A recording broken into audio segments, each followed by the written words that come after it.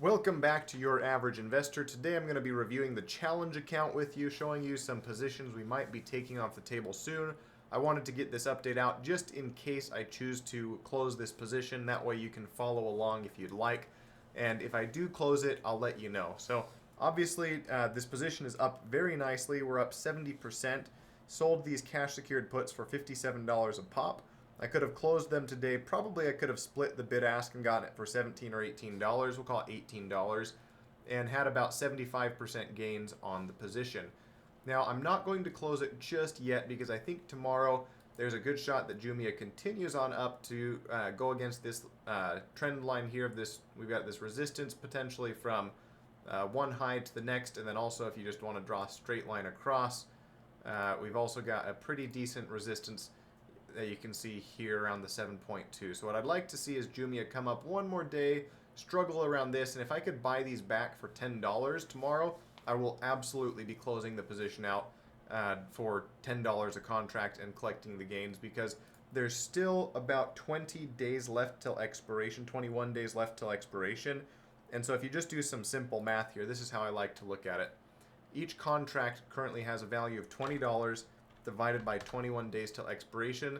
That's a value of $95 per day in premium that I'm receiving.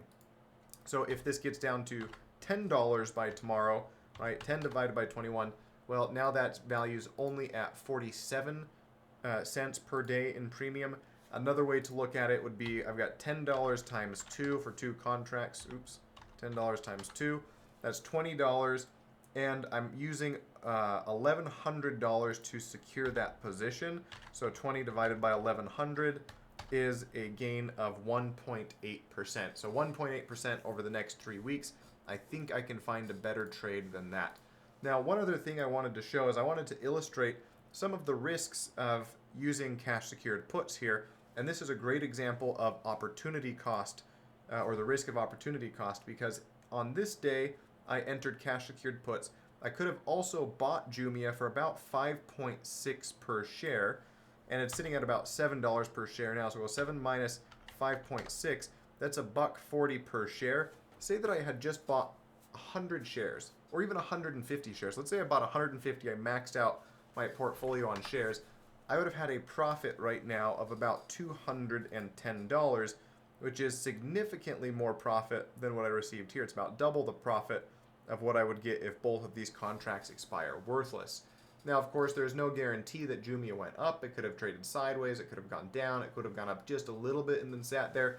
So there's risks either way, but this is a great example. As you can see, sometimes it is best just to buy the shares and then flip them for a profit, but I thought the better opportunity was in selling cash secured puts. So that's what I did, just in case it stuttered here for a bit or fell down a little bit further. Now, what I may do, in addition to taking these puts off the table, is rolling the contracts out to 30 days again and rolling the strike price up. So right now you can see I'm on these 5.5s. I may roll that up to 6.5 or maybe 6 to get a little bit more premium on the table. The other thing that I may do is start looking at some of the other positions I was looking at before, such as Big Lots. I think Big Lots is in an interesting position, and there's still some pretty significant premium on either side here.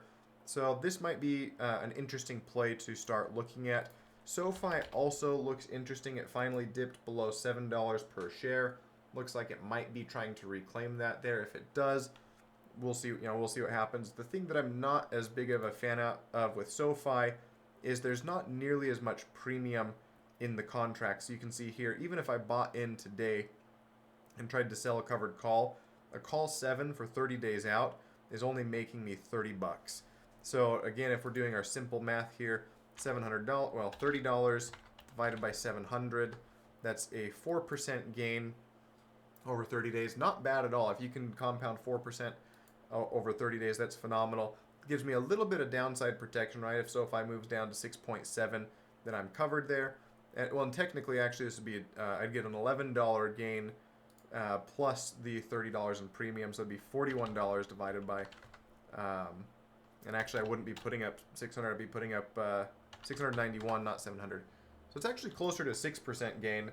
I like that a lot better. So that may be what I flip into. I may flip these JMIA contracts into a SOFI covered call, and then that would leave me with about $400 to put into a different position, which is kind of interesting. So maybe I do a covered call on SOFI, and I look for something else, like maybe I could do a cash secured put on BIG, or I could even do a covered call on BIG as well. I'd have enough to buy 100 shares here, or something else entirely. So that's what I'm looking at for the challenge account. I'll keep you updated as I actually enter or exit new positions, and I'll always try to do that at market open, so that if you're following along at your own risk, this is not advice or anything like that, but if you're following along just for fun, then you'll have the opportunity to do so as well, because hopefully that video gets out early enough in the market day that you can watch it and follow along if you choose to do so. Thanks for watching, everybody. Hit that subscribe button if you haven't already, and I'll catch you next time.